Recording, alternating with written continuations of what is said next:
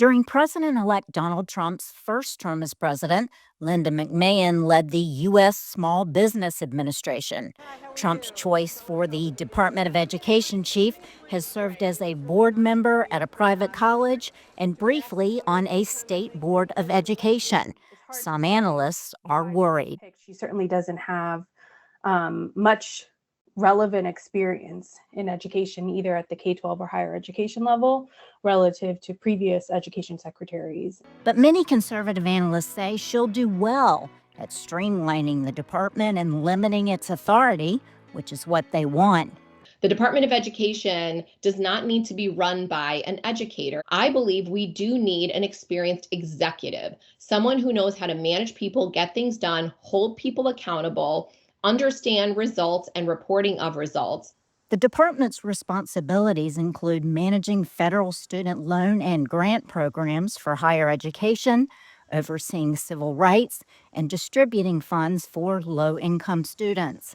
Some educators worry public education will be at risk under a Trump administration and that the most vulnerable students will suffer. Students with disabilities, our LGBTQ plus students, our Black, Brown, and Indigenous students, are students living in poverty, making higher education even more expensive and further out of the reach of middle-class families. Many conservatives say the department is bureaucratic and ineffective and should be abolished entirely.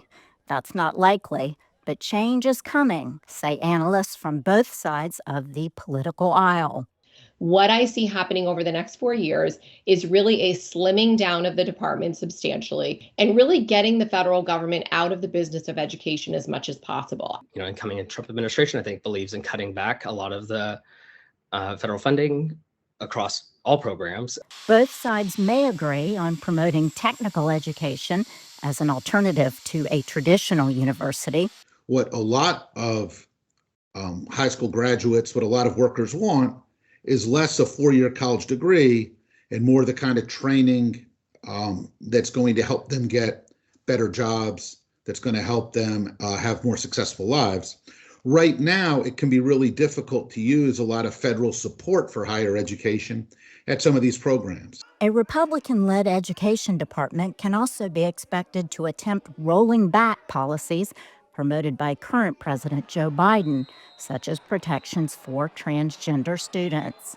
The department has weighed in very heavily on gender disputes in America's schools, encouraging them to adopt policies which emphasize gender rather than biological sex.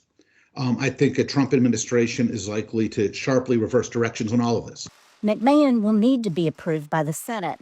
Analysts expect she will be, with a Republican majority and more controversial cabinet picks for them to consider.